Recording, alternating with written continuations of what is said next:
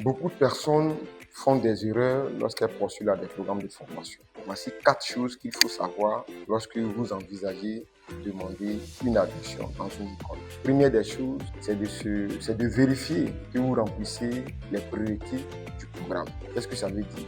Ça veut dire qu'il faut comparer votre diplôme, vos notes, vos moyennes, ainsi que les tests de compétences linguistiques exigés avec les critères officiels du programme. Vous savez, un prérequis manquant peut soit bloquer votre dossier, soit le retarder ou simplement le faire échouer. C'est quelque chose qui est hyper important et il faut prendre toutes les dispositions à ce niveau. Le deuxième point est relatif à la cohérence entre votre formation antérieure et le programme visé. Cela veut dire tout simplement qu'il faut s'assurer que vos matières et les compétences acquises lors de la précédente formation correspondent au mieux aux attentes du nouveau programme visé. Ça veut dire qu'il faut regarder le contenu du programme, il faut regarder les crédits et surtout la progression de la formation pour s'assurer qu'elle réponde parfaitement à vos aspirations, mais surtout tienne compte des attentes du programme. Cela vous évite éventuellement un refus qui serait lié à un manque de cohérence à votre dossier.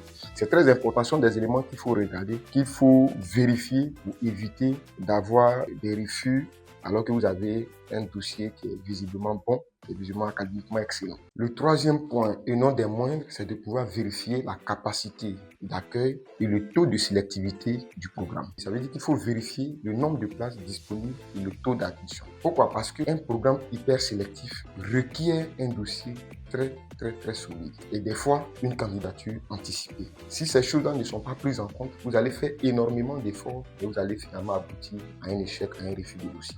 Et finalement, le quatrième point, c'est de vérifier les délais de candidature et les documents demandés. Parce que généralement, au-delà des relevés de notes et des diplômes, il peut arriver que le programme de formation exige des tests de compétences linguistiques, des documents traduits certifiés, des CV actualisés et des attestations d'expérience professionnelle. Ne pas tenir compte de toutes ces choses-là, c'est de voir une issue peu favorable à votre candidature. Donc, je vous encourage à prendre toutes les dispositions pour vérifier tous les prérequis avant de pouvoir postuler dans un programme que vous souhaiterez intégrer.